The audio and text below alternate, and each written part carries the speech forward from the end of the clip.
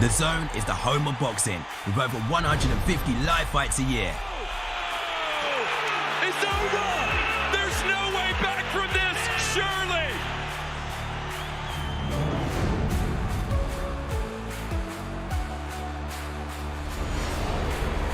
Ladies and gentlemen, let's get ready to rumble! How do you like it? How do you like it?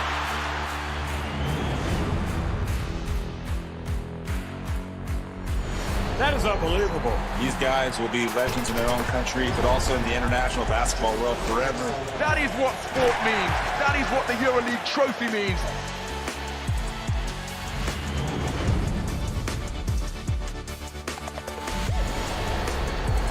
Are you not entertained? I'm not supposed to be cheering, but this is X Series. I can do whatever I want.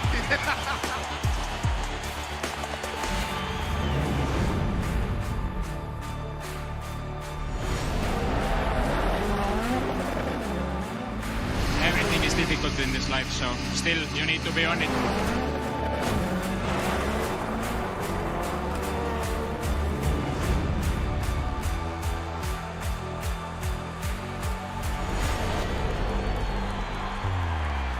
It all comes down to tonight. Don't miss the biggest night in MMA. PFL is more than a fight.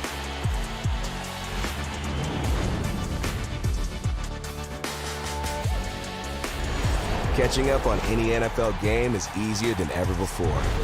Looking to the end zone for the win! Oh my gosh, one of the great games you'll ever see.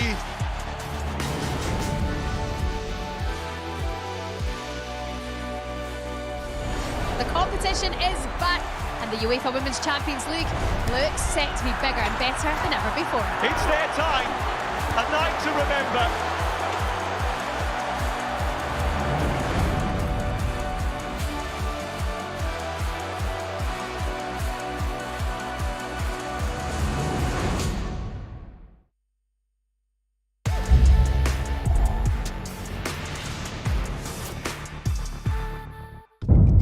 The following program is recommended for those 16 and over, as it contains sporting violence, possible bad language, and flashing imagery.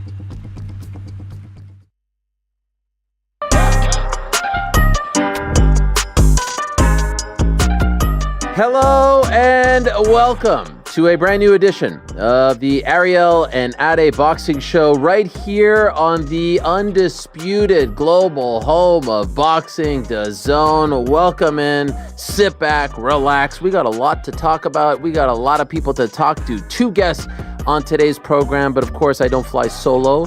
We go across the pond. We say hello to my co-pilot, my chief second, the one and only Ade Oladipo, looking 22 inch. I don't know if I like the chief second thing. Yeah, what do you prefer? Not that, I don't know. Co-pilot was better than chief second. All right. Co-host? Yeah. Co-host? Co-host? Yeah, I'll take that as well. I'll take that. I'll take co-host. I love it. A little Canadian tuxedo on this Tuesday evening.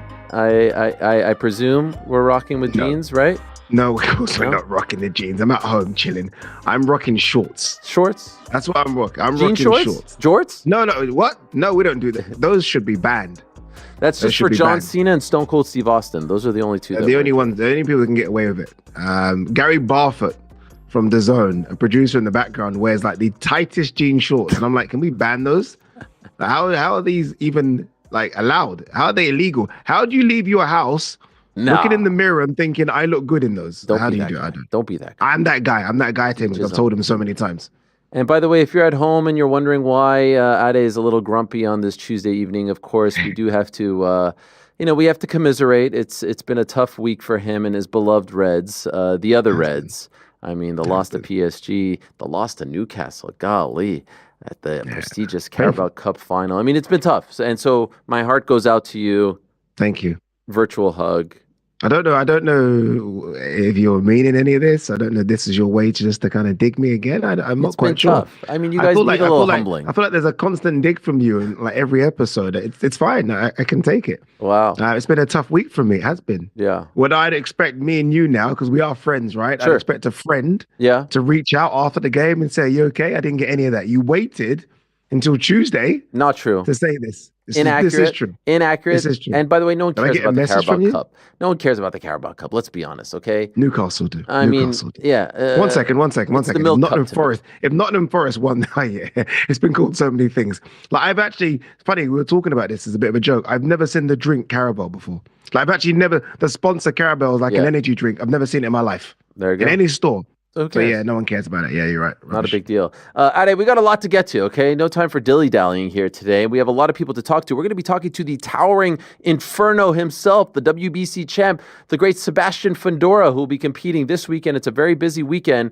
You've got, of course, PBC over in Las Vegas at the formerly Mandalay Bay, now the Michelob Ultra Arena, something like that. And horrible name. Down Under, we've got a great card in Sydney, headlined by George Kambosos, Sky Nicholson, Tiara Brown on that card as well. And Sugar Neeks, Shernika Johnson against Nina Hughes 2. Do you remember what happened a few months ago when these two individuals fought? One of the craziest scenes of all time in the immediate aftermath of a fight.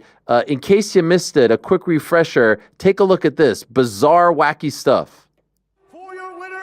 By majority decision, and still the WBA Women's Bantamweight. Remember this? Yes, I do. This is so great. This is my favorite part coming up here. A lopsided scorecard of 98-92. So the ring announcer announces it for Nina Hughes, as you can see. Lopsided. Everyone's like, what the hell just happened? To go to 7-0 and retain her world championship. No. But you know the craziest thing is about this? Look at this part right here. The announcer's like, holy crap, I just misread the scorecards. Look at this. And by the way, Nakamura, who had the 98-92 scorecard, will be the referee. I actually forgot about this. Yes. Oh my God. 96, 94. What? Nakamura, What are we doing? 92. What are we doing? Winner by majority, fighting out of the blue corner. Oh my God. He's like, oh my God. Is this guy for real? Oh my God. Is this guy Lieutenant Dan Hennessy? No. Yeah. No. I hate to laugh because the ring announcer, Lieutenant Dan Hennessy, afterwards talked about how he was getting a lot of heat for it. But Joe Tessitore on the call saying, is this guy for real? No. But you're going to get heat. I'm sorry. I mean, look, we all work in this industry. You make that kind of mistake, expect heat. Don't expect it to be, okay, he made a mistake. No, expect heat. Like, if I make a mistake, I expect my Twitter timeline to go off. I just kind of expect it. It's the position we put ourselves in. That's a horrific mistake. Yeah. But what I will say about that mistake as well, Shanika and her team, when Nina won or when the scorecards were read out first time for her to win, they didn't complain. They were almost accepting of the result, the fight result. I can't remember how the fight played out. I can't remember who I scored it to, but they didn't seem to complain and say, oh, it was a disgrace. They seemed to accept it. So interesting. And it had to happen again. So no excuses this time. Is it the same ring announcer? I guess we'll find out. Perhaps we'll ask her when she joins us in about 25 minutes or 30 or so minutes. But the thing is, if he doesn't make that mistake, they probably don't run it back. That's the crazy part about it. You know what I mean? Like, it wasn't a very controversial fight. If you actually just watched it before that era and you kind of had one job, never quite seen that before. I've seen a referee, raise the wrong person's hand, but to read it like that, imagine Nina Hughes thinking that she won, huge fight for her over in Australia, and then he just runs it back and is like, I hope no one heard that. Let me do this all over again. That's the thing, dude. It's not like he said to the crowd, apologies, we made a mistake. He just ran it back and then had the same energy and pointed at the blue corner. I was like, oh, dude, you've just made the biggest mistake I've ever seen on live boxing ever. And you just carried on like nothing happened. Like, did anyone hear that? And there was no explanation to Nina Hughes. She's in the ring, kind of hands to her side, like, okay, what just happened there? Yeah. And that was crazy. They had to run it back. And look, I mean, should be another good fight. We'll talk to her later in the program. Lot to get to. Actually, we'll start with some breaking news, Ade. I don't know if you saw this, but I know you're very much well up to speed. You have your finger on the pulse. Breaking news regarding your guy, Martin Bakole. How about this? Did you see this? Oh, no. Yeah, making the switch going over to the world of professional wrestling. You haven't seen this? Look at Big Martin. Not serious. You're not serious. Come on. You're not serious. I thought this was a serious show, serious outfit. What is this? Look at Martin. What's going? He's looking a little dizzy there for a second. What's happening to the Big Martin? What's happened to him? He definitely got dizzy. I don't know. One thing I did see, he looked slimmer, or maybe took that's your just advice to heart. Wishful. Yeah, maybe it was just wishful thinking, but he does look. I went straight down to that belly area, thinking, okay, last time it looked like you were about 8 months pregnant. Now you look okay. Wow. So I think he looks a bit slimmer. He does. I'm harsh on him because I love him. You do love him. It's that's what it is. It's tough love, and I hope he gets the job done. I'm picking him against a fellow Nigerian as well, by the way. That's how much I love him, but hopefully he's in better shape this time, and he looks it already. That's maybe what he's trying to show us. I don't know what that was, that wrestling move he did, but he's in good shape. I loved it. Jokes aside, we did start the day with some breaking news, and it's about a fighter that we've actually talked about a few times on this program. Thank you, Frank. Appreciate that. We got to get it right this time. Alicia Baumgartner signing with Most Valuable Promotions, the undisputed super featherweight champion. We do not know when her next fight is. We presume it will be on that July 11th all-female card right here in New York City at Madison Square Garden. Shout out to the MVP team. This was such a great promo. We can't play the audio because there's all kinds of music, but they know how to do it right. And when I had Lou DiBella on the show last week, he hinted that they're going all in on women's boxing. And I think this is a brilliant move, especially here in this country, Ade. Women's sports at an all-time high with the WNBA and Caitlin Clark and college sports and volleyball. It is a lucrative business to be a part of, and we're seeing spin-off leagues and whatnot. Look, MVP has to find their thing. They're not in the Riyadh season business. They're not in the Turkey Al-Sheikh business, clearly, and they won't be. So they have to find their thing, and perhaps they're saying, let's go all in on women's boxing. We have Amanda Serrano leading the charge. We're doing this card on July 11th. Let's get Alicia Baumgartner, who I think we both agree has that it factor, is an undisputed champion, 100%. Is an incredible champion, who hasn't even gone even close to her ceiling. I think it's a brilliant move, and I think if they could do even half of what they did with Amanda Serrano with Alicia Baumgartner, it's going to be a huge pairing for the two of them. Yeah, look, I mean, Jake Paul might even think there's a way she can go past Serrano, and that might surprise people. And the reason I say that is because Serrano doesn't talk any trash. Serrano doesn't really talk much. You get Alicia Baumgartner, she kind of ticks all the boxes. She'll go back and forth with you. She delivers in the ring like Amanda Serrano as well. I mean, she's got a massive fan base over here because every time we've seen her over here, she's looked really good. Terry Harper, that stoppage, I'll never forget where she stopped her on her feet, the fight against Michaela Mayer, the way in which she sold herself. I actually felt that co-main event at the time almost became bigger than Clarissa versus Savannah. It almost superseded it. It took eyeballs away from the main event because those girls were so good. I think it's a great signing. We spoke about her, as you say, a couple of shows ago, and we were like, she needs that push again. She's almost someone that's almost fallen off a little bit. She needs someone to get behind her and really kind of promote her. And Jake Paul, one of the best in the business right now with Nikita and alongside Amanda Serrano, I think it makes perfect sense. And hopefully it's a good opponent on this super card. Fingers crossed they can find her someone. But I almost feel like she's got the frame and the physique to go through the weight classes as well. So there's no excuses not to get her a good fight. Do you like the idea of MVP focusing on women's boxing? Do you think this is a smart move for them? Let's be the place where we develop talent. They've got my girl Tamara Thibault, the Canadian Olympian. They seem to be investing and trying to find these stars that they could build around in these different weight classes. And by the way, there could be a great match there between Serrano and Baumgartner. Maybe this excludes it. Maybe it doesn't. I don't know. But do you like this approach from the guys at MVP? Yeah, I think someone's got to go really big in it. I think Eddie certainly tried and to an extent still does do a lot of female fights. He's got some really good fighters under his umbrella. Ellie Scottney stands out. Obviously, Sky Nicholson has got the big fight coming up. But I almost feel like it's kind of plateaued a little bit from the highs of a couple of years ago where it felt like there were big fight after big fight. And I almost feel if someone can kind of get all the talent and almost do that, like some promoters have, like Frank Warren seems to have all the heavyweights, for example. If someone can get all the talent and then sort of make big in-house fights, I think Jake's the perfect person to promote it. I think he'll really give it that push.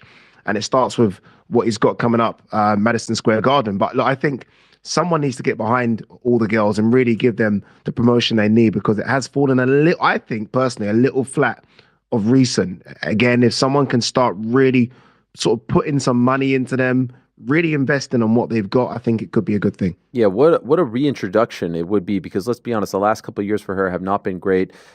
She had a no contest, a headbutt on a card that no one watched in September. Of course, there was that controversial drug it's test. Weird to describe, right? I mean, yeah, again, that's almost not been cleared up. It's not really out there, like what happened. It's kind of a weird one with that, and there's a lot of gray area from that. So she needs to kind of move on from that very quickly. And a back and forth with Clarissa Shields, and they're not even in the same stratosphere as far as weight is concerned, and they were sort of viewed as like these two queens of the Michigan fight scene, and then they were going back and forth, and it was like, where are we going? What's the direction here? You've got so much talent. I remember being around her all week, that first Katie Taylor-Chantel Cameron fight, and she has an orator. She has a presence. She's got that it factor, right? She could be a superstar. So I think you debut her, as far as, debuting her on the MVP banner, so to speak, on this card on July 11th. You give her a big-time fight. There's a potential fight down the line against Sky, as we've talked about. Maybe a Serrano fight could be out there as well. Like there's a lot. A Michaela Mayer rematch, who knows, down the line. That's been talked about as well. I love this signing for them, and I'm curious to see where they go from here. Who else do they have, as far as like on their radar? If they really go all in, there's some talent that I think they could repackage and do big things with. Yeah, agreed. There'll be girls that have got like 1 or 2 fight deals left on their contracts, and MVP could potentially buy those contracts out, or they could be let go for free and just say, okay, go and work over there, because we can't really find what to do with you right now. I mean, there are so many good female fighters. Obviously, we've got Michaela Mayer versus Sandy Ryan coming up. Lauren Price just fought recently and looked really good against Tasha Jonas. So there are fights to make. And what we've seen over the years, and again, Amanda Serrano is a perfect example, the ladies do jump through the weight classes a lot quicker than the men. So although we might see someone at super featherweight and think, okay, they can't fight a middleweight, sometimes you get those matchups. Look at Michaela Mayer as an example of someone that's now moving up the weight classes, having fought Alicia Baumgarten a couple of years ago, a lower weight class. So these fights can happen. There's not that many top tier female fighters, but if you group the ones together, like there could honestly be like a 140 super stacked sort of 8 girls going against each other. And Alicia Baumgartner could be in that. So there's a lot of fights to be made. Her linking up with MVP, do you think it increases the chances of a Serrano-Baumgartner fight, or it decreases? Like you see them sitting there. Decreases? Because it feels like they're friendly now. And I hated it when I saw that. That's the one thing that I didn't like. And I always felt like that was a super fight, 2 punches. Oh my God, that'd be incredible. That would have been incredible. That whole fight would take place in a phone booth. It would be honestly sensational. Look, it could happen, right? I mean, if Amanda gets past Katie, then who knows? If Amanda wants to continue, that's a great fight for her. But it almost looks too friendly now. It almost looks like, and that was an interesting picture as well, because it almost seems as though Amanda's now more than just a fighter when it comes to MVP, or at least that's kind of what I got from that photo with Jake. It almost seemed as though she's now part of the team, and maybe she's the one that is used to build the female division. Maybe it's her. Maybe that's her job now. You build the female division, because let's be honest, Amanda's coming to the end. So I almost feel like Amanda might take a different direction from boxing after Katie. And that means there is no Alicia Baumgartner fight. But again, there are still so many good fights for Alicia to have, if not Amanda. Let's talk about this past weekend. There were several fight cards that I want to talk about. Let's start at the world famous Caribe Royale. Have you ever been to the Caribe Royale in Orlando? Is it really world famous, or are you just doing this? No, but it has. Okay. By the way, it has become somewhat of a boxing hub. By the way, Matchroom has done a bunch of cards there. MVP has done a bunch of cards. Caribe Royale. By the way, have you been there? It's a nice little venue. Yeah. It is nice. No, I've not been there. What kind of capacity? What was it? 5, 6? So they have 2. There's one that's like 2, and there's one that's like 5K or so. And I think I think that's good. Yeah, it's not bad. It's a nice little resort. You wouldn't expect it in Orlando, but they've got a pretty passionate, fan base, if you will. By the way, I do want to give a shout out to the great Todd Grisham, who was supposed to work the card and then got horrible food poisoning the evening before the card. And he said in his illustrious career, and he's worked everywhere, and he's done Glory, and he's done obviously boxing and WWE, he's never had to call in sick, and he had to do so. Wow. Yeah, so I feel for him. That's not fun. You could imagine being, cooped up in a hotel room with food poisoning when you're in, some random, location. So we do hope that he is feeling better. But there were several notable performances. Let's start with Edgar Berlanga, because I think he made a lot of noise going into his fight and a lot of noise outside of his fight and in the aftermath. Look, a great finish, a great stoppage. His opponent, I don't know if we would call him top tier. Would you call his opponent top tier? I'm not sure. Why are you doing this? Why are you doing this? You're setting me up, like, because you know. Jonathan Gonzalez, shout out. And this isn't a dig on Gonzalez, by the way. No. I want to kind of vent my frustration towards Edgar Berlanga. Why? Gonzalez is who Gonzalez is, because this is a disgrace of an opponent. It's a disgrace. I don't know if it's a matchmaker problem. Should I be pointing the finger at the matchmaker? I don't know, but Berlanga is a type of opponent now where you almost get to choose as well who you're fighting. Yeah. They'll put a few names across the table and you and your team will pick who you want to fight. And I mean this genuinely, this isn't me trying to have a joke around. If Jake Paul announced that was one of his opponents, Jake Paul would get stick. You're 100% right. Some people What's the would difference kind of between that guy and Andre August or Ryan Borland? Nothing. That everyone No. Andre August is better. Yeah. Andre August is in better shape. Andre August hadn't been out the ring for 10 years, part of that being in jail. Yeah. This was a disgrace of an opponent. You can't go from Canelo to that in a 168 division, which is full of talent. Like, honestly, even when I saw him on the scales, his opponent, and honestly, the first thing I literally said, what are we doing? Like, what is this? Like, is this just because you got one fight left in your Matchroom deal and you just, okay, I'll fight anyone just to get out the deal and renegotiate? I don't know, but that shouldn't be allowed. Like, Edgar Berlanga shouldn't be allowed to fight that kind of opponent. Edgar Berlanga would have fought a better opponent, and I'm guessing anything between his first and his 10th pro fight. So here we are now, having just fought one of the best super middleweights of all time. That's what you drop down to? No, not for me. What did you make of his demeanor all week? Because it was very clear that he was angry at Eddie Hearn. Why is he angry? You just fought Canelo. No.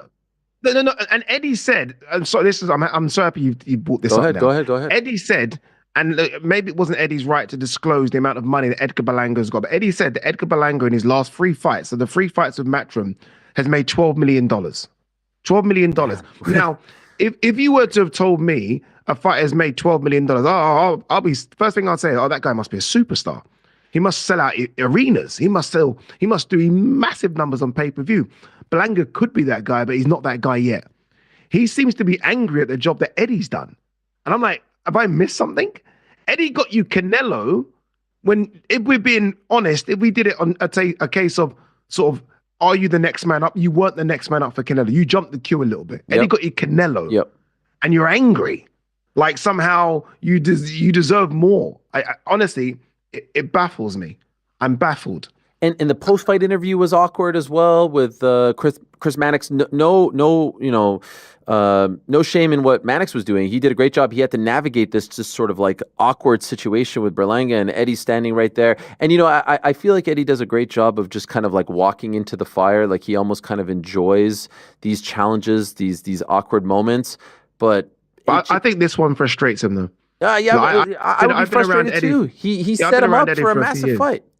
This is it. I've been around for Eddie for a few years, and me and Eddie speak sort of away from the camera about some of these fighters and sort of fighters that he's really invested in and fighters that he's trying to do something with. And I think he looks at a Berlanga as someone that, has a profile, good or bad, he'll sell a fight. And he's probably thinking, I want to invest in you, but you almost seem ungrateful. There has to be a thing where you sound a bit ungrateful here, dude.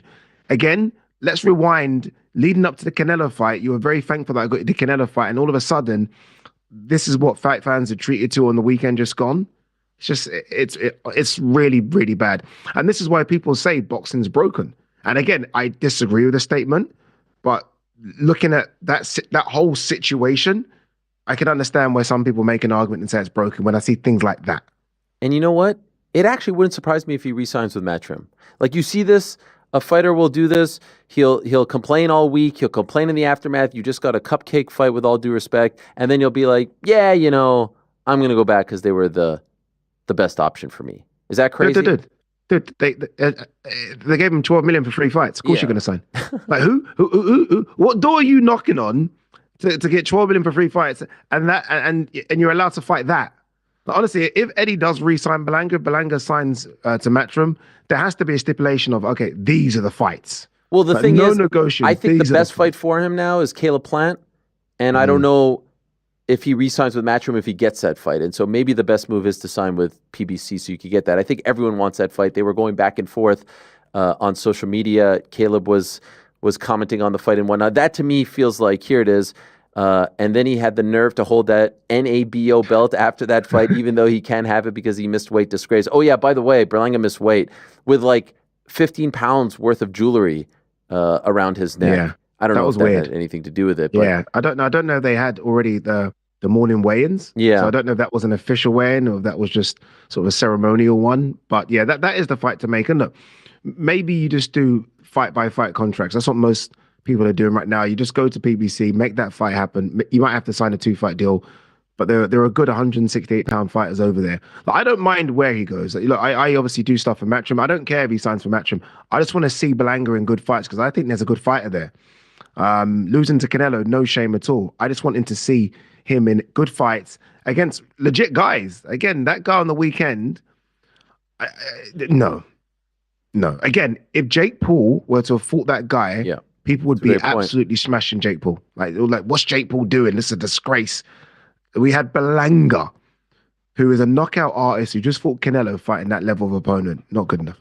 It's a great point. So we go from one guy who didn't seem very grateful to a guy who did seem very grateful, and that's Omari Jones making his pro debut, the 2024 Olympian. And by the way, shout out to the IOC, who it appears as though they are going to bring back boxing in 28. That was a big concern. And you get talent like this. You get talent like Pat Brown. I loved what Omari Jones did in his debut. Obviously, it was a fight set up for him to win. I love, more importantly, how he looked. He had the old school Orlando Magic trunks. Beautiful. He fights out of Orlando, fighting in Orlando on this night. He looked great. And I loved afterwards, Eddie gets on the microphone, said, we're turning him around. He'll fight on that April 12th card in Atlantic City. Let's go, jump on the train. Seems like a big-time prospect that Matchroom has signed. Coming out of the U.S., a lot of people excited about him. What'd you think? Yeah, fantastic. Good-looking kid as well. And I like the way you mentioned the Orlando shorts.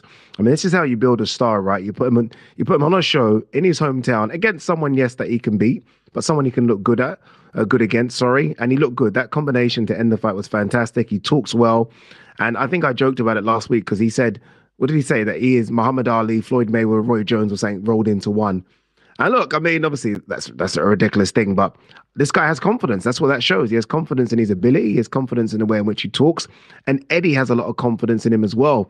Like this Matchroom journey to America, Eddie needs to kind of make it work in terms of get a star from scratch, build him, and then he become a champion. He's close with Pacheco. I think Pacheco is going to be maybe the first one. Raymond Ford's another one, but he wants more. And Omari could be that guy that Eddie really thinks could take it to the next level because he seems to have a bit of stardust, some magic stardust around him. So I'm very excited about him. Another American that you could potentially, put into that bucket is Amal Williams, who, Matchroom has had high hopes for. He lost to Hamza Shiraz on the 5v5 card back in June of last year in Riyadh.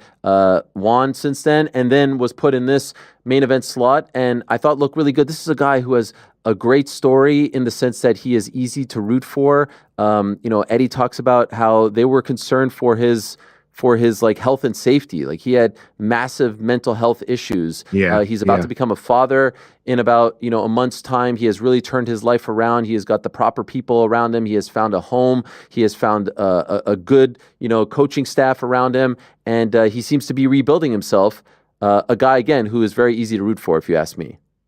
Yeah, he's just such a nice guy. I've been lucky enough to speak to him a few times, and I can see the difference in him. I remember speaking to him maybe about 3 years ago, and you could almost still see the sort of the trouble.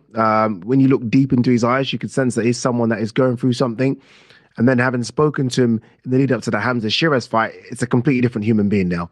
He's now someone, as you say, that believes in himself. He's settled mentally, and he's a good fighter. He's a very, very good fighter. Look, will he become a world champion? I don't know.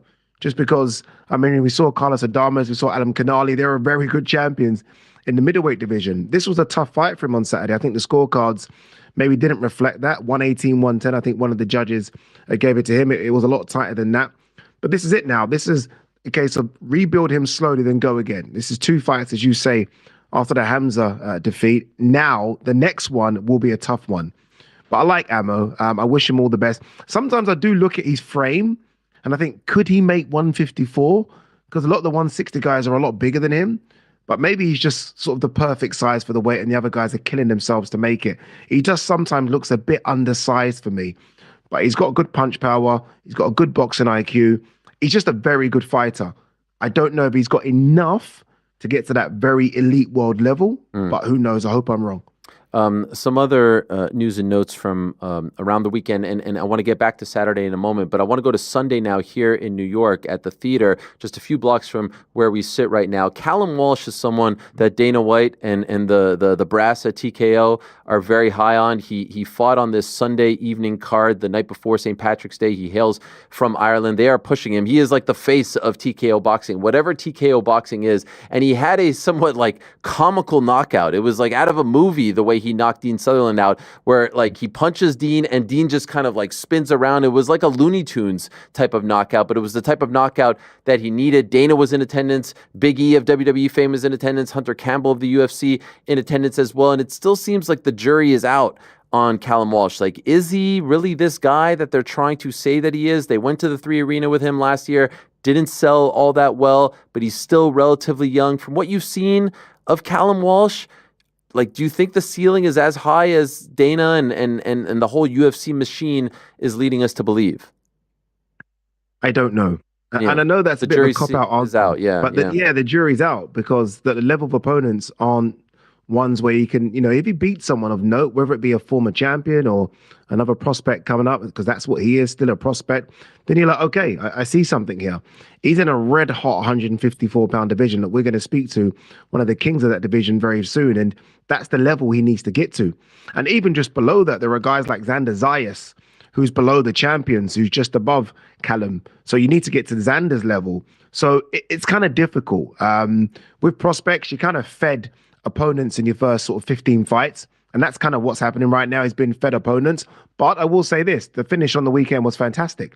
He's clearly got punch power. He's charismatic. He was on the mic saying, we as Irish are here to take over. Very reminiscent of a former UFC champion. So he does what he needs to do.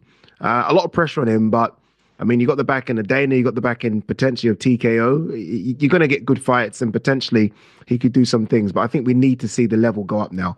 It's been a bit too easy for him. It's a bit of a cakewalk. Let's see him test some deep waters, and then we'll have answers to those questions. You know what's interesting about that? The thing that Dana has always sort of criticized boxing about are these cupcake matchups. And here's the first guy that he's hitched his wagon to in the boxing world. And how are they building him up? With cupcake matches. He's already now into like his 13th or 14th pro fight. And it's been all cupcake matchups. Like, if anything, the move, in my opinion, would have been like, all right, we're going to show you that we do things differently around here. We're going to throw him into the fire in his 3rd or 4th fight. Like the way Andy Cruz has been treated, or David Morrell, like sub 10 fights. We're going to throw you into the fire. It's been the complete opposite. It's been the same old as what everyone else does. Now, I don't begrudge it because that's just the boxing playbook, but you can't tell us that we're going to do things differently. And the first guy that you promote, you're doing it the exact same way.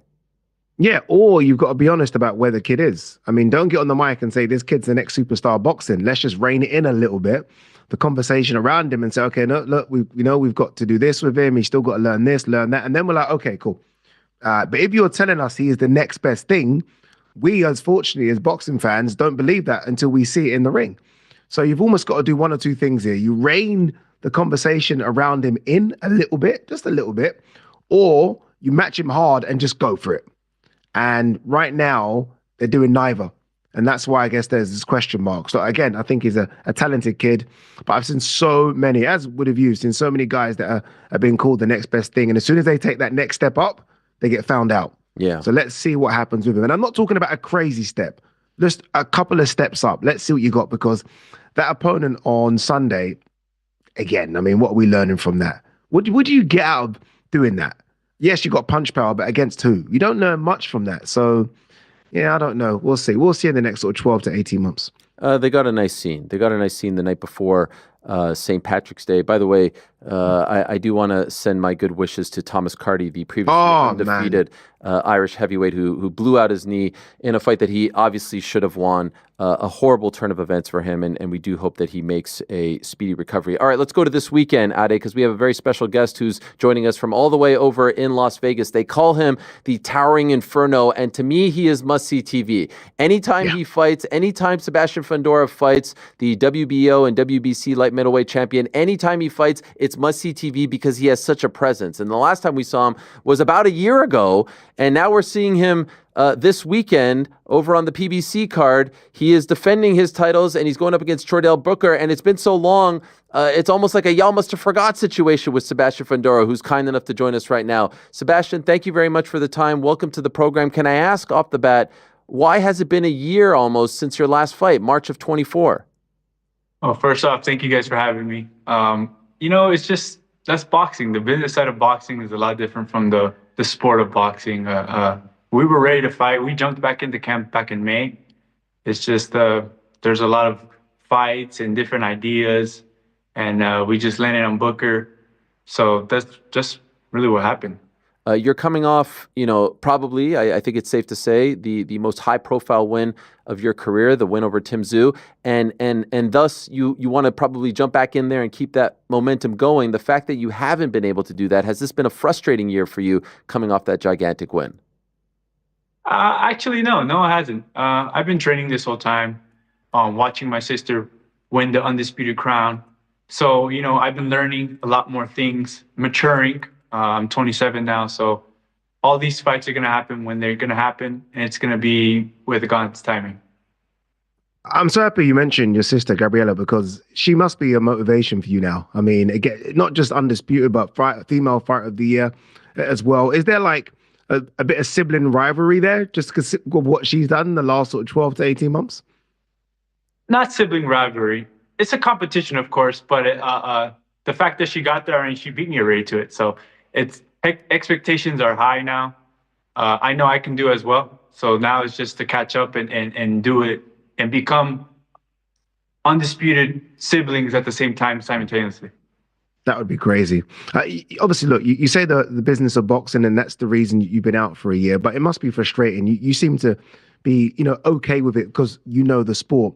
But there's been so many big fights you've been linked with before, Chordell. There was Errol Spence. That fight seemed to be on and off and on and off.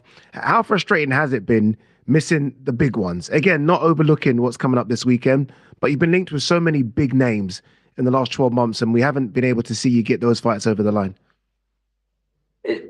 Again, it's just the business of boxing. These names are thrown out. They can come into the ring. They can talk to you on social media, call you out. But not until that contract is right there and signed, you won't have that fight for sure. All these big names, they're going to have to fight us eventually too if they do want these two titles. So, Just as an aside, getting away from the business of boxing, this is something that I've always wanted to ask you. Did you ever play basketball growing up? Because that's the first, 6'5". I'm like, at some point he must have played basketball. And if so, were you any good? Typically fighters aren't great basketball players, if I'm being honest. Perhaps you were different. But tell us the backstory here. How does a 6'5" youngster get into boxing and not the more traditional sports? Well, I never actually played basketball. Wow. But boxing has always been a thing in my life. My older brother started boxing. My father was a professional fighter, so he showed us his sport very young. I remember having gloves on my whole life. So this is something very familiar to me and something I would have always picked in every lifetime I live. You're still in your 20s, 27. Currently, obviously, the champ at 154. Do you foresee as you get older and given your frame, given your height, that eventually you'll have to move up? And if so, how far away are we from that? I don't know. Right now, I make 154 very, very comfortably. I've been making this camp a lot more comfortably to make 154 than the last one before. And not that it was a problem, but I'm making it even easier. So a lot of people say the older you get, the harder the weight, harder to make weight. But it's right now it's pretty easy. It's a breeze.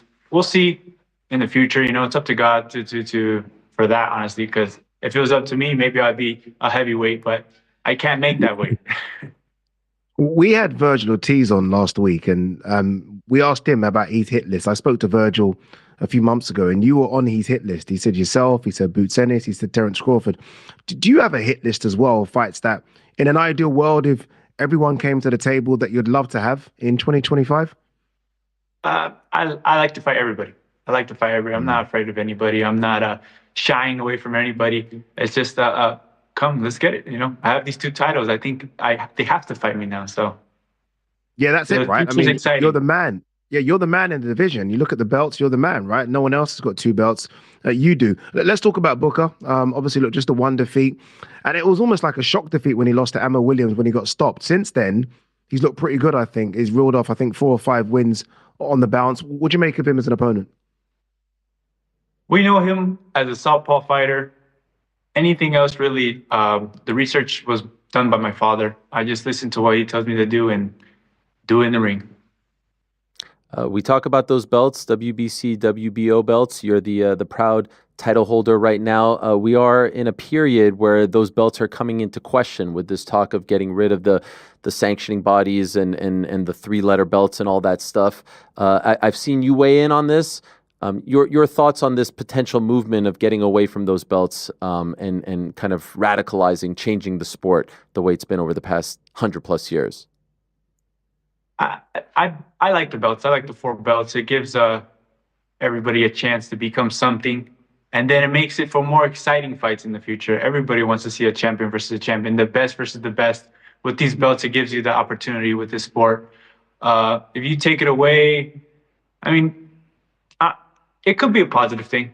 So for whatever they're doing with this sport or what they want to do with this sport, as long as it is good for boxing, it's always going to be good with me. Do you pay attention to any of this stuff? Do you stay up to date? Like, do you even know what I'm talking about here with all of this? Or because you seem very like tunnel vision, especially before a big fight. Do you not go on the websites or go on social media and look at all the stuff? Because it has been a wild 2+ weeks in the sport. Boxing news I do keep updated with, but and I know exactly what you're talking about. Okay. But again, we're focused on this fight. You know, I have these 2 titles, so of course I'm going to be siding with the titles. Is it a hope, though, to stay busy this year? Again, Ariel mentioned it isn't just a case of 1 fight last year. The year before, it was only 1 fight as well. And for me, you're one of the most exciting fighters in boxing right now. Someone that I want to see fight a lot more. Obviously, look, fingers crossed, touch wood, no injuries. Is it a case of, okay, we need to stay active this year, 2 or 3 fights minimum? Absolutely. Absolutely. That's how you continue to grow in the sport. Not with just the fan base, but yourself. I would really hope to fight at least 3 times this year, but we'll see what happens. You know, I'm not the business side of boxing. I'm just the guy who gets into the ring. Sebastian, I want to answer. Don't go around the houses with me on this one. I really want to answer. Your dream fight, Sebastian. Come on. There are so many top 154 guys out there. So many, right? I mean, even 160 guys, because you've got the frame to put on that extra 6 pounds. What's the dream fight, though? I know you have one. I know you do. I know you and your team are thinking, if we get past Saturday, there's the big one that we want to fight. Right now, I only have one in mind. Booker this Saturday. You got to be a smart boxer, too. You got to be a smart boxer. That's good defense. That's good defense on your part. You're evading all these punches, not talking about any of these guys. Well done, well done. Can I ask you, I saw on your social media about a year ago, you went to a Lucha Libre event, I think in Mexico. What did you think of that? Look at you guys over there. There's you, there's your sister. It was a great time. Great time. When we go to Mexico City, they always treat us as if we're from there. So big shout out to Mexico City. I love them. You know, if I ever plan on moving, I'll probably move over there. So, you know, the wrestling was great. The wrestling was real great. I think maybe after boxing, you know, and this is just an idea. I'm not really, well, I don't know you actually. I think I have the height. I think I have the entertaining performance to do it too, but maybe who knows? Maybe wrestling one day. I love this. I love that. I'm a big wrestling guy. I love this. How far away are we from this? Have you dabbled? Have you gone in the ring at all? I haven't, but I feel like it's something that will come natural to me. Oh yes, 6'5" guy, your frame, your speed, your quickness. I think you would be a perfect fit. Yeah, definitely. Hopefully, fingers crossed. Sebastian, just the one defeat on the resume, and it was one that I think surprised a few as well. What did you learn from that defeat? Was it just it was a shock for me seeing you get stopped like that. Was it a case of, okay, we need to go back and change a few things, or was it just a case of a bad day in the office? I think it was just as simple as you got to pay attention. You got to be focused the whole fight. You can't get bored. And I think that's what happened during the fight. I got a little bored and suffered because of it. You got bored. You got bored. It happens. Imagine getting bored in the middle. Like, did your mind just start trailing off? Like, were you thinking about something else? How do you get bored in a fist fight? I feel like once the fight, you kind of know when the fight's yours already. You can see him breaking down. I remember a lot of people after a fight, you were winning. He was already going out. He was already going out. But, you know, you lower your defense. You start making mistakes. And mistakes like that cost you the whole fight. Can I ask you about BoxMed? What is BoxMed that you just joined up with? BoxMed is a program with WBC. It's, I think for the weigh-ins, the 30-day weigh-in, the 14-day weigh-in, the 7-day weigh-in. So you don't have to send it into, and it's an app. It's an app that you get on the phone. I think it's just to help with medicals and the weigh-in program with championship fights. Are you a boxing fan? Do you watch a lot of boxing, Sebastian? Absolutely. Okay, cool. This is good. Crawford, Canelo. I have Canelo. I think he's too big for Crawford. Crawford's big too. I met both of them already, and they're both heavy guys. But I think the fact that Canelo's been in this 168 division for a while now, it's going to be the difference. He's going to be comfortable at that weight. If someone approached you about a super fight with you jumping a couple of weight classes, would you do it? I can't. I wish I could. If I could fight Anthony Joshua, I would, wouldn't I? I mean, you got the height. Definitely. He's same height as AJ. Yeah. Yep. Okay, here's the hardest question of them all. You could be in an episode of Dragon Ball Z. You could be a character in Tekken, or get your own Funko Pop. Which are you choosing? Dragon Ball Z, easy, man. As soon as you said Dragon Ball Z, I was like, oh, I'll pick that. That's the one? I'm Goku, dude. Which one's that? I've left the building. I don't even know what you guys are talking about. What is this? I have no idea what you're talking about. We're talking about a Japanese cartoon. Boomer. He's a boomer. Don't mind him. He's an old man. I'm a boomer. I was excited about the fun. I love the Funkos. I don't have any on the. I got a couple over there. You're a big Funko guy, right? I do have Funkos. But I only have Dragon Ball Z Funkos. Oh, okay. All right. So that supersedes. How is it going down this weekend? How do you see it playing out? With me and my hand raised. That's it. All right. That's the most important thing. Looking forward to it. Thanks for joining us. That's a great venue over there in Las Vegas. It'll always be the Mandalay Bay to me. And looking forward to watching this weekend on Amazon Prime. Thank you so much for the time, and good luck to you, Sebastian. Thank you guys for having me. Thank you. What a family. Perhaps the most gifted family when it comes to boxing right now. It's them or the Dubois, right? Oh. By the way, that should be the tag team match. Steady. I mean, he's tall, but Dubois is a bit Daniel too big. and Caroline versus Sebastian and Gabriella. I mean, she was female fighter of the year. You've thrown me a nice little question there. Who's the best family in boxing? The best. Obviously, look, that's interesting.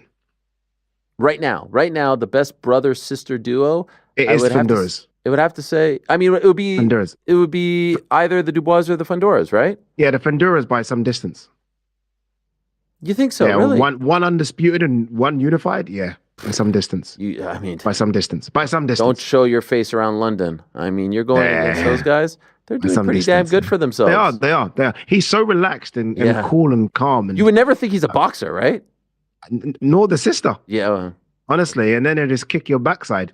I do look. No disrespect to Booker. I think most want the super fights, right? And I think we spoke to Virgil, and even Virgil said he wants Fundora to win so he can set that fight up. There's so many good fights to make at 154 pounds, and I almost feel like he's a bit disrespected Fundora. He's the unified champ, but I think if you were to ask people, kind of list your top 2 or 3, I don't know if people have Fundora as number 1.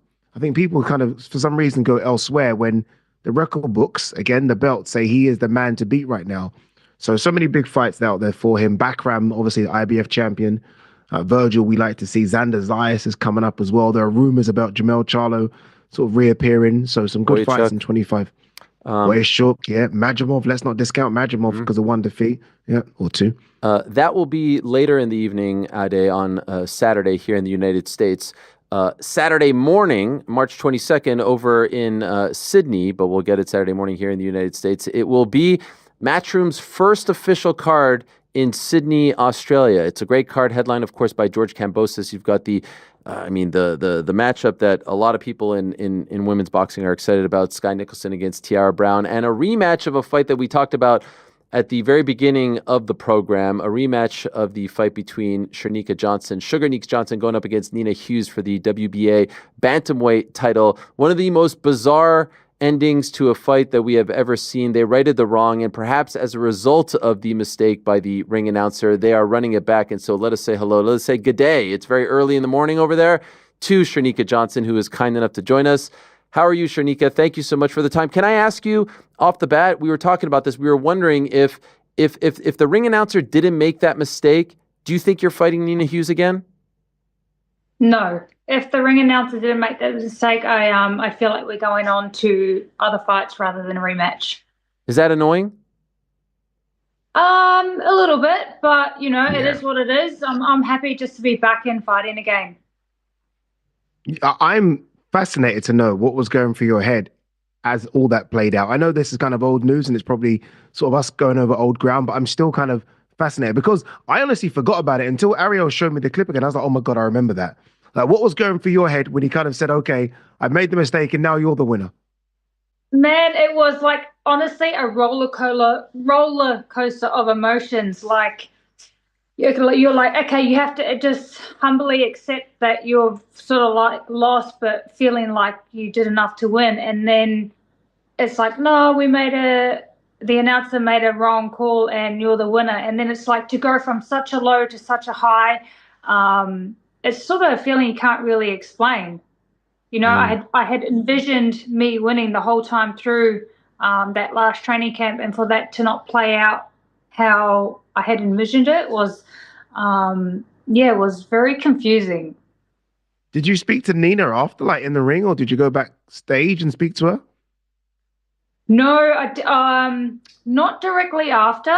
I think we went out the back and, just had a bit of a, it is what it is. Obviously, she was quite upset. Her whole team was quite upset with the thinking that the scores were changed rather than the announcer making a mistake. I think I don't know whether it's upon me or the I guess judges, but I think there's a little bit of tension, controversy now between the teams. Have you seen her or her team this week in Sydney? We did bump into each other. We did cross paths. How'd that go? I'm here to do a job, and I'm worried about me. I'm not too worried about what they're doing or what energies they're bringing around. I'm very good at protecting my own energy and staying in my own lane. So, I got full eyes on the prize. Were they trying to step to you? Were they trying to create some negative energy? No, not that I could feel. Okay. Ariel, such a troublemaker. No, Ariel. I mean, I wasn't sure what you were. I wasn't sure what you were getting at. Staying in your own lane. It sounded like someone was trying to get you off your path. I don't know. By the way, can we confirm that the great David Diamante is going to be the ring announcer, and he rarely makes mistakes? Is he going to be the one doing the business there on Saturday? I'm not too sure who the announcer is, but I would happily go with not having the same announcer as last time we made the mistake. Yeah. I can confirm it is David Diamante. Okay, perfect. I can confirm it is David. I can confirm. We were talking a bit earlier about Alicia Baumgardner signing to MVP Promotions and the push that Jake Paul looks like he's giving female boxing. Where is it right now? Because I almost feel like, Neeks, that a couple of years ago it felt massive. Everyone was getting paid, loads of big fights. Maybe not so much anymore. You are a female fighter. How good is it right now, or how bad is it, or does it need improving? Where is it? That's a good question, and I feel like it depends on who is backing you and who is supporting you. It's really like I woke up to the news this morning and seen that Alicia had signed to MVP. I was like, oh, this is awesome. They're really doing a build for women's boxing and trying to make it just huge. And then you've got the rematch of Katie Taylor and Amanda Serrano happening. That's yet again going to be another huge, fantastic fight. In terms of, boxing, women's boxing just keeps growing and growing, and I'm excited to be in it at this time because I feel like it's exciting, it's entertaining, and hopefully soon women can, be recognized for creating great quality fights. And that's what you do, right? I mean, I think British fight fans will know you from that war you had with Ellie Scottney. And we want to see you over here again and fight some of our girls. That was at super bantamweight. Obviously, this is bantamweight. Which weight class do you prefer? Where do you feel like you're at your best? Do you know what? Honestly, I feel very strong and I feel like I'm a solid bantamweight. The last weigh-in that I had, I think I come in close to the weight division below. So when I felt like I was in the ring with Ali, I think I looked a little bit smaller. So I'm definitely campaigning to stay at bantamweight for a bit. But if an opportunity come up at super again, I would definitely look at it. By the way, regarding the promotional topic, that last fight was on a top-ranked card. This a Matchroom card. Who are you tied to promotionally? At the moment, I'm currently with DeBella. So yeah, Nina's also with DeBella, and we've happened to get a spot on this card. The great Lou DeBella. I had him in studio last week. What a character he is. What's it like working with him? And he's quite the straight shooter when it comes to the current state of boxing. Do you get that type of that type of demeanor from him, the type of straight shooter type answers that we expect from Lou? He's a very straight shooter, even with myself. Sometimes a little bit confronting. So yeah, I've sort of left him to deal with my manager at the moment, which has been good. Okay, and yes, I do believe you are managed by a Montrealer, right, Matt Cassavan? Yeah, yes, Matt Cassavan. He's helped me out heaps and taken away a lot of stress. So he can deal with Lou. Ade, it's very good to have a mild-mannered, polite Montrealer in between the Australian and the very loud and abrasive New Yorker. It's a good move. I think you made the right call. It's a good match. Yeah, I think so too. That I can imagine. What we are seeing though, Neeks, is so many good fights now in Australia. So many big fights as well. Right, so many stars, Jar Patai's coming through. Obviously, George Kambosos, every time he fights back in Australia, big fights. Liam Parrow, I think, is going to be there soon. Another big fight. There's loads of stuff going on now in Australia, right, in terms of boxing. It seems to be bigger than it's ever been. I think that, Australia's gone under the radar a little bit in terms of the quality of fighters that we have and the level, I guess, that we can produce. And as you said, Jaya Patai, Liam Parrow, George Kambosos, Guy Nicholson, there's so many world-class athletes here. World-class fighters.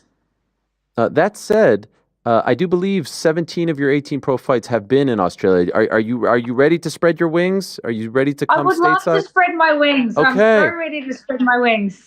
Come over here. Come to America. I would love to. So why is it? Why do you? Is it just because you have the fan base there? You have the following there? No, it's just the opportunities that are presented. Obviously promoter presents the fight, and I would have loved to have fought many times, at least once or twice last year, but that didn't happen.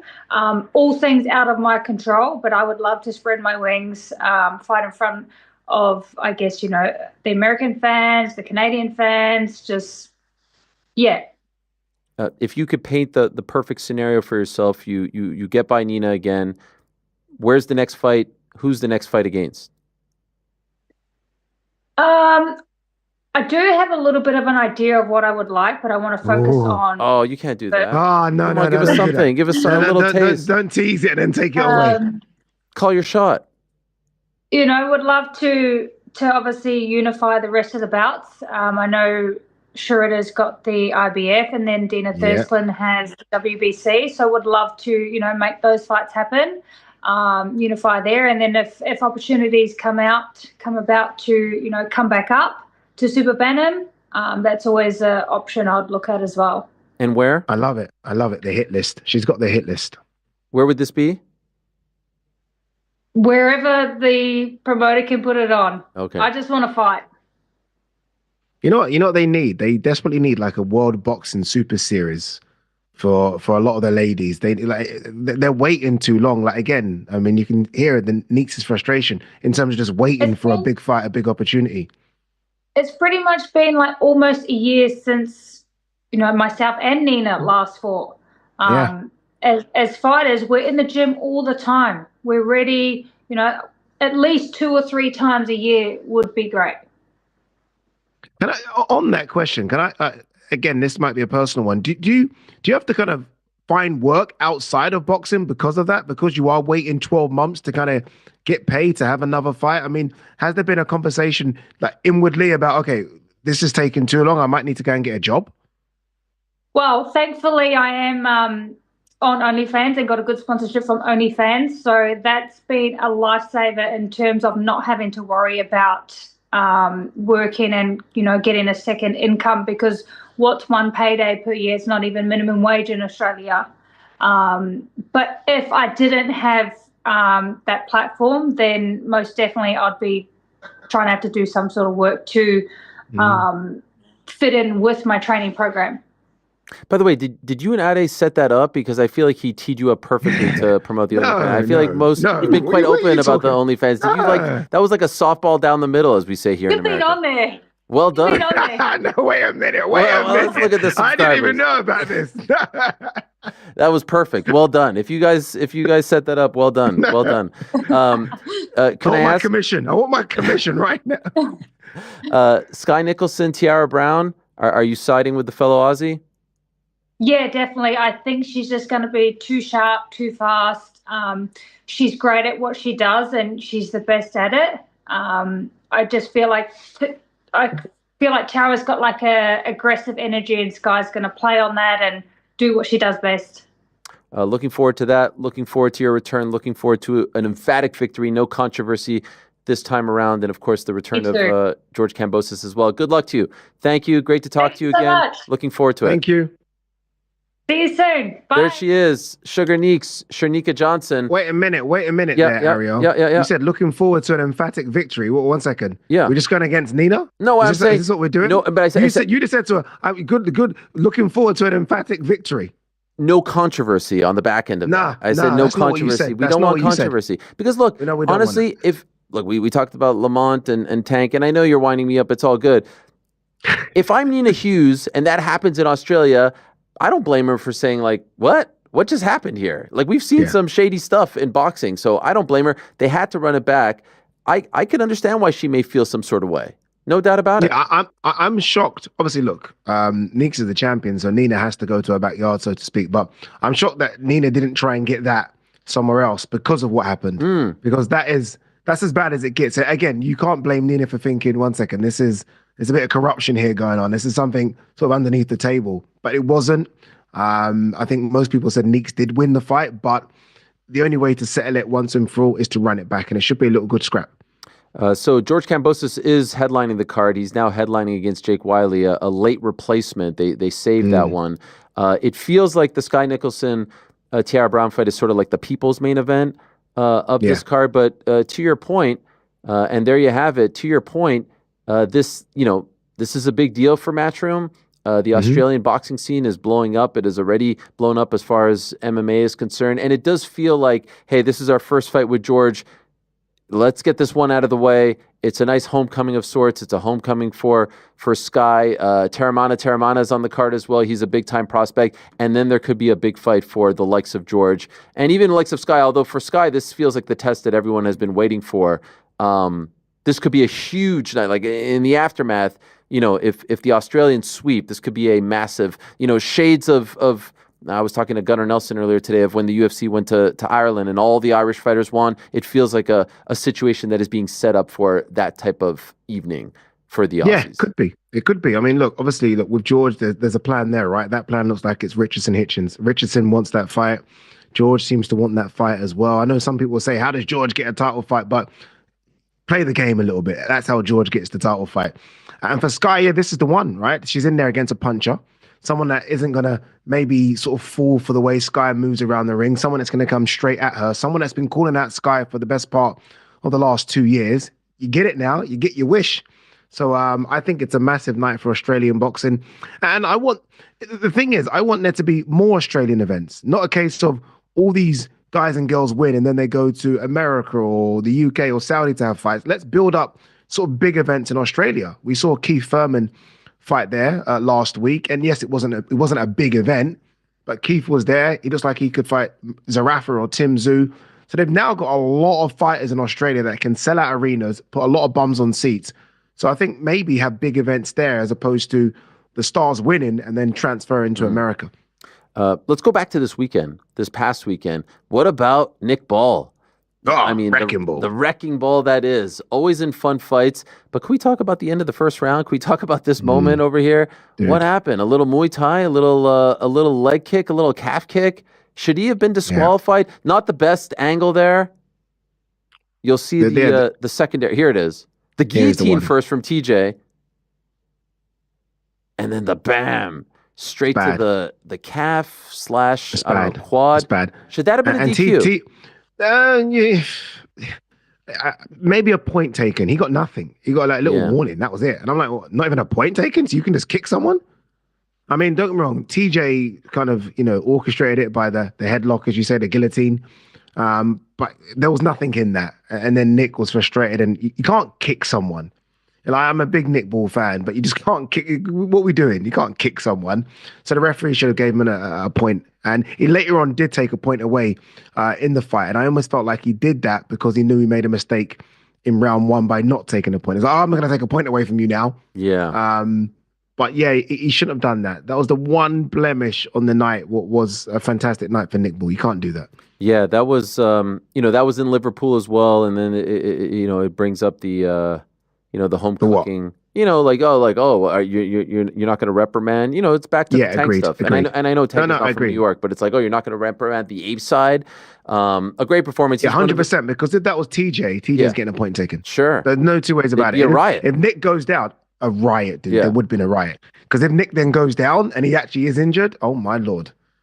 There's a problem there. So yeah, they need to look at that. And it's weird because it was boiling over from the weigh-in. They kind of went nose to nose at the weigh-in, these two, and they had to be separated at the weigh-in as well. And we don't see Nick sort of react like that at all. No one gets under his skin, but TJ seemed to find a way to get under his skin. And it was working for TJ because the first 4 rounds, you could argue and say he was winning. And then Nick sort of does what Nick does, sort of goes to another gear that no one seems to be able to compete with. And then that was it. Another great win, another great fight. And then afterwards, he gets into this back and forth with Naoya in a way. I was like, oh, damn. And then I'm thinking, like, is Nick at that level? You know what I mean? Like, I think it would be a fight that a lot of people would be excited about. Obviously, in a way, fighting in May. And there seems to be some big plans for him potentially in December in Riyadh has been discussed. Do you think Nick Ball is at the level or ready to fight the likes of the monster Naoya in a way? Yeah, 100%. 100%. I mean, especially if you look at Inoue's most recent opponents. I mean, Inoue fought Dohoney. Yeah. And you look at who Inoue is going to fight coming up as well. Cardenas. Yeah. Unless Inoue's fighting Akhmadaliev or Nakatani, then I can't see why people would have any problem with Nick Ball. Nick Ball is legit. Like, Nick Ball is legit. He's a world champion. It's just the one sort of blemish on his record is a draw, which wasn't a draw. I was there for that fight. I thought he won that. So I think people would be okay with this fight. And again, Inoue's coming up in weight as well. You know what you're getting with Nick Ball. I tweeted this a couple of hours before his fight. Tune in because Nick Ball just gives you action. And we want to see if anyone can push Inoue back. Let's see. And Nick Ball could be the guy to do it. So I think people would be okay with that fight. It looks like all roads are leading to that. There's a lot of talk about Inoue having a Riyadh season event fight. Nick Ball's fought on Riyadh season twice.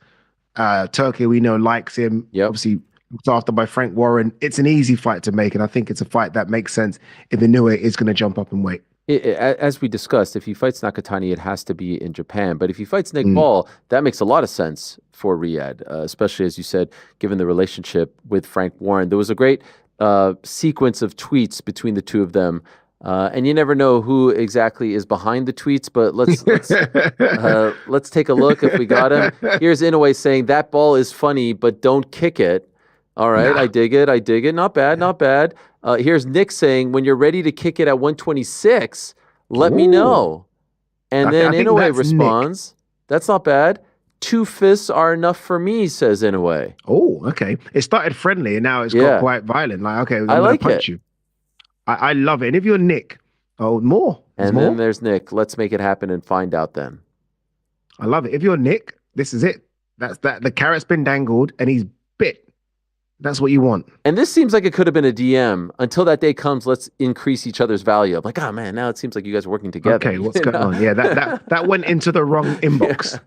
Yeah, like the guy who's writing the tweets is like, send this one here, and he sent it to the wrong place. Yeah. But look, I mean, that's what happens. A lot of these fighters do talk to each other. Behind the scenes, they all talk. I mean, I remember Spence and Crawford kind of admitting that as well. They had to make the fight themselves because no two in a new fight and think, oh, there's some jeopardy here. Oh, 100%. And it's been a while since I felt that. Stephen Fulton, maybe, but we quickly realized that wasn't going to play out the way we thought it might play out.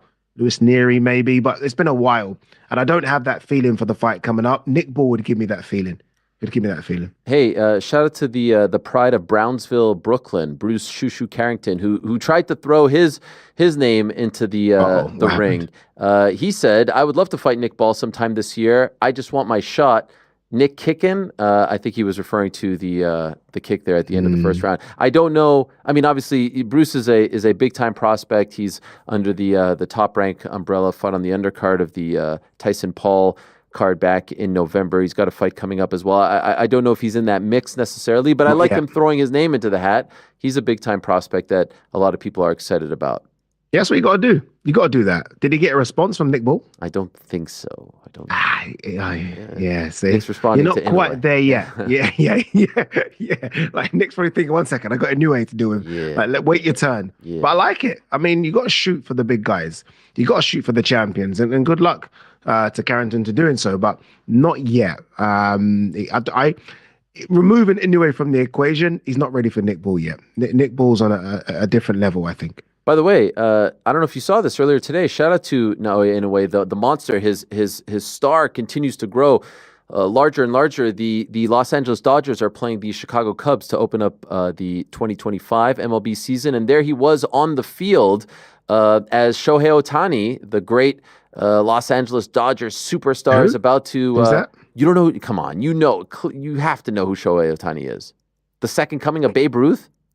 Is this World the guy Series that champion? gets paid like hundreds of millions of Yes, pounds? hundreds of millions, and not only that, pitches and hits, which is absurd. Oh wow, that's both. Yeah, not since Babe Ruth have we seen someone like that, legit. And Inoue's on. This is gigantic. You could give say me a football example. Give me a soccer example, so I know what you're talking about right now. It would be like Ronaldo, Messi. What we doing here? Well, what's great about it is Ohtani is the most famous Japanese athlete in the world, and here's Inoue, who's obviously a huge star as far as fighting is concerned, and I would say a mainstream star in Japan, getting that type of rub, like getting it's massive. You're right. That's it. Getting the nod of approval from Shohei, it's a huge deal, and he doesn't. Did he pitch? Did he pitch? Inoue? Is that what they do when they go on and throw? Oh no, he didn't do the. He didn't do the ceremonial. I've seen some horrendous first pitches. Oh yeah. Conor McGregor, 50 Cent, Gary Galabate. There's been some bad ones. No, he was just on the field addressing the crowd, but it felt like a nod, like a respect, like, we're both representing the same country on the world stage. I thought it was cool. I thought it was it's big. It's big because it's big. You're right, because look, the thing about Inoue coming over to America as opposed to fighting in Japan is like, okay, can he get the fan base? Like, can he put bums on seats? Is he a star? Can he get the Asian market, if you like, just to follow him in America? And I guess by this baseball dude that you're telling me about, that helps him. Is that what you're telling me? Have you never heard of you've legit never heard of Shohei Ohtani? I'm not even joking. This is not a gag. Wow. No, this is me being 100% across the board of you serious. Wow. I think I've heard of him, but I would like if you just put his photo up and said, "Addy, who is that? A guy in the Dodgers uniform?" I don't know. You haven't been to those MLB games? I think they play at West Ham. Absolutely no chance there. What is? How would you say MLB is below NBA in England? How would you rank the Americans? Below. Is it below Way NHL? below. Does anyone care about the NHL?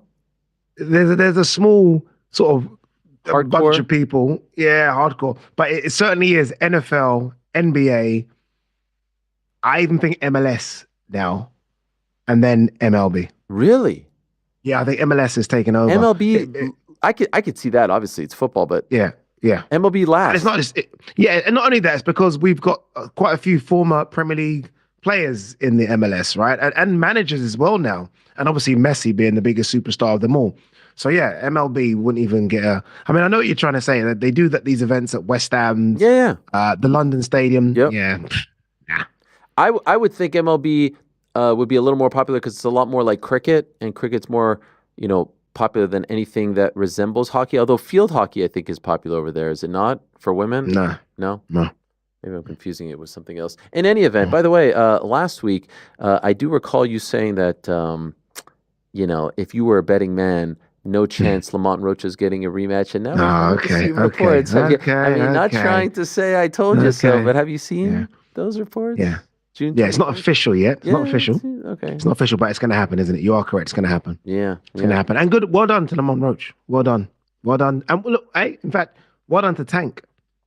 Well done to Tank. He's the golden goose here. He decides which way he wants to go. And he says, you know what? We need to run it back.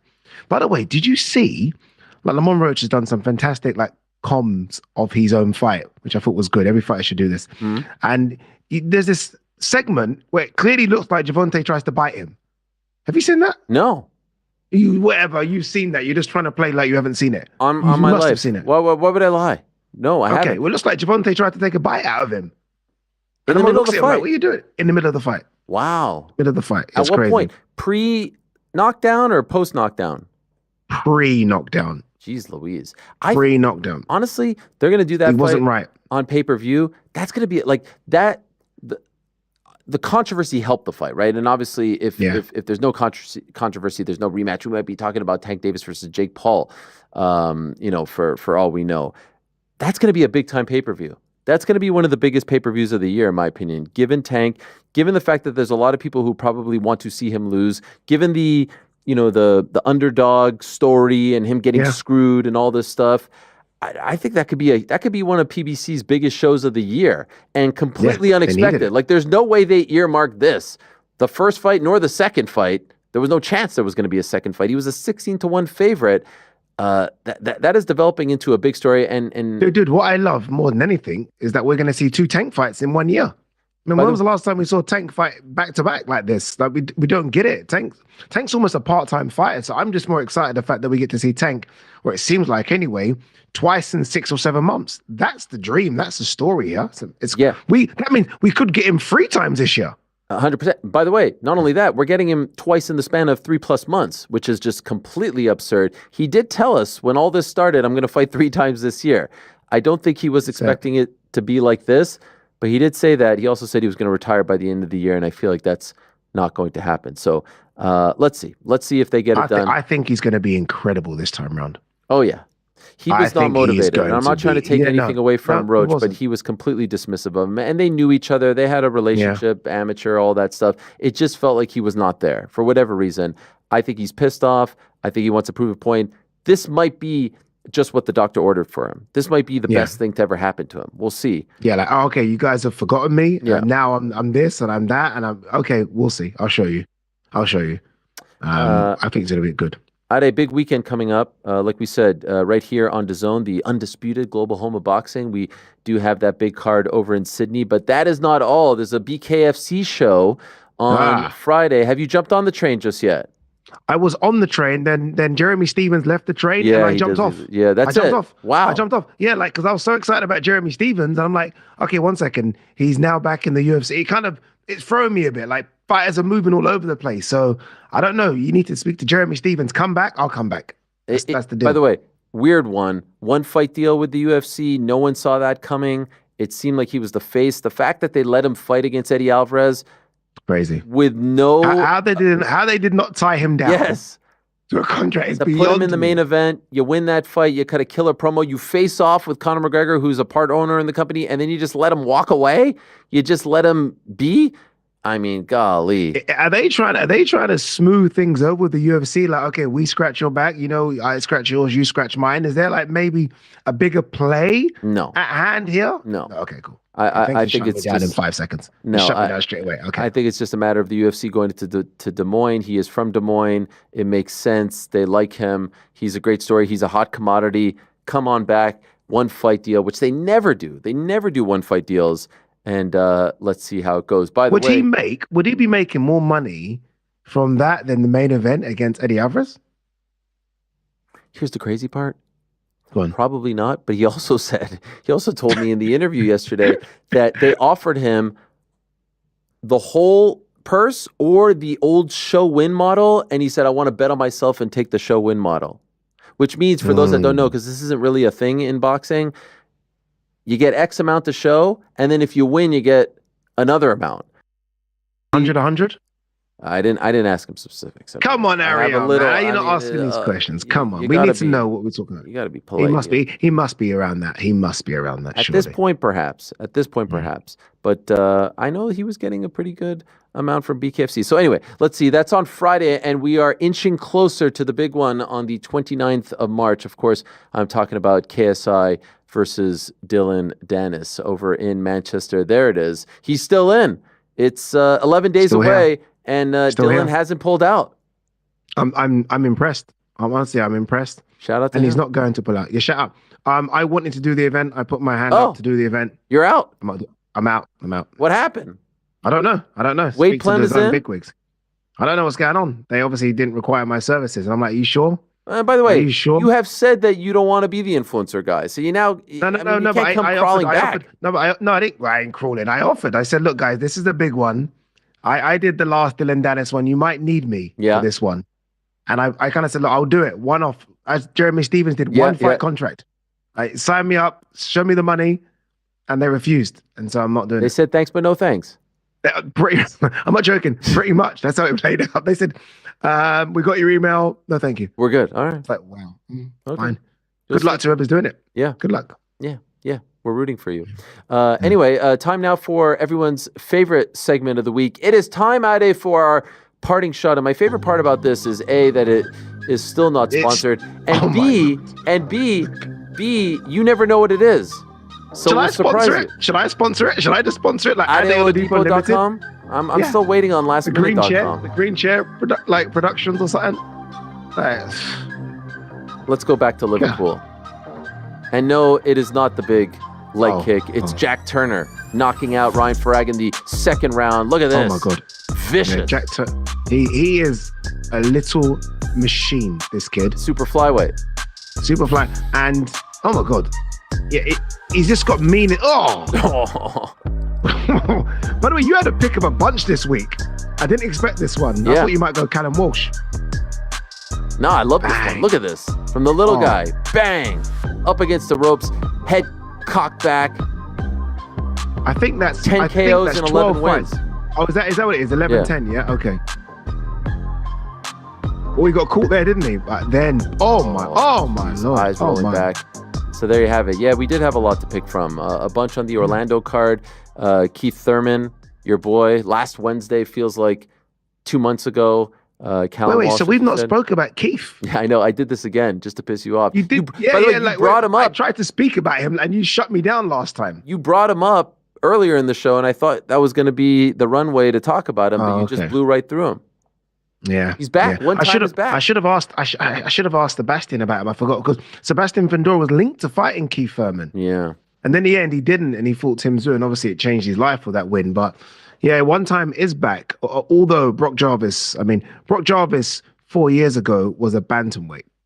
Jeez, he was a bantamweight. So what he's doing at 154 pounds, I do not know. So I want to see Keith fight a legit 154 guy first before fighting one of the best at 154, because I know he wants to jump straight away, but steady, Keith, steady. Yeah, he's a great story, and I think a lot of people were dismissive of the comeback. And so a win is a win. He had to go to enemy territory. He picks up the win on a random Wednesday morning. And so let's see where he goes from here. But Agreed. One of the great characters in the sport. Welcome back. One time, perhaps now he should be 2-time. Unless he's retired, maybe 3-time. I don't know. 2-time. No, well, he's maybe 5 or 6 time if we're going to do it like that. I mean, this guy literally fights once every 3 years, so we might not see him again until 2028. We might not see him until then. But let's enjoy what we saw in the when was it? last week Wednesday. Yeah, last week Wednesday. Yeah, last Wednesday. Yeah. And by the way, very quickly, I do want to congratulate Clarissa Shields. Her name has been expunged from the suspension list. Some weird thing went on with all of those positive marijuana tests on that card in Flint on that Sunday night a few weeks back, and it came out. She was very vocal, and now they've said it was a faulty drug test. She's all good, and so hopefully this doesn't remain an issue. Happy birthday to her as well. I think it was her birthday yesterday. Yeah, the big 3-0. Great Clarissa Shields. Yep. Big fan of yours. Fantastic. She should be, because I'm the one I'm more vocal for her than she is for herself. Yeah. I'm like, Clarissa should be fighting this person, that person, this person. Yeah, but you say she has to go to the United Kingdom, and she does not like that. Okay. Well, the last time I said she should be fighting on this MVP card, but obviously she doesn't want to be in a co-main slot. Right. I said her versus Savannah would be the perfect co-main event for this fight. Yeah, perfect. But she ain't accepting that, is she? She ain't accepting that. That's a mistake, if you ask me.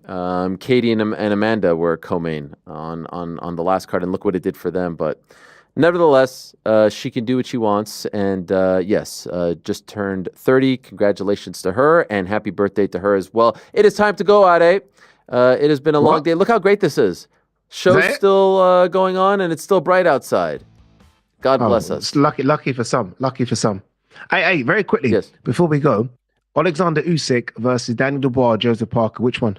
Oh, you're throwing this out the last 30 seconds of the show. This is a whole 30-minute segment.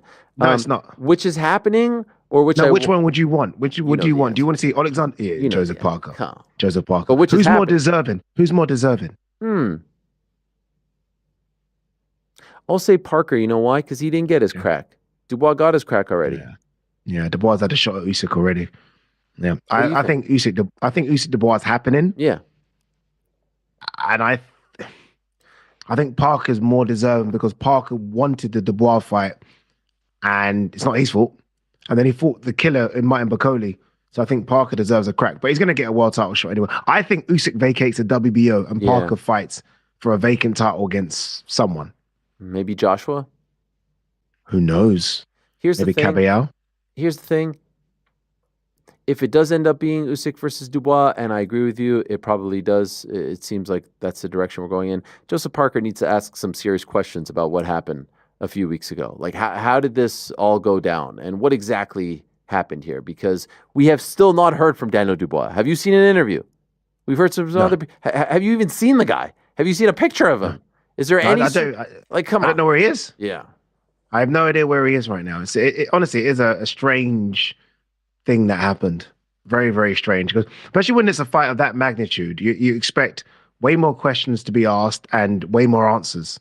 And no questions, apart from what we do on here, and obviously no answers. So it is a strange situation. But I think we're all systems go for Usyk Dubois. I'd be astounded if Usyk versus Dubois doesn't happen. I'd be astounded if that doesn't happen. Because it's a big, unfortunately for Joseph, it's a bigger money fight. It's a bigger fight. It's a shame. Yeah.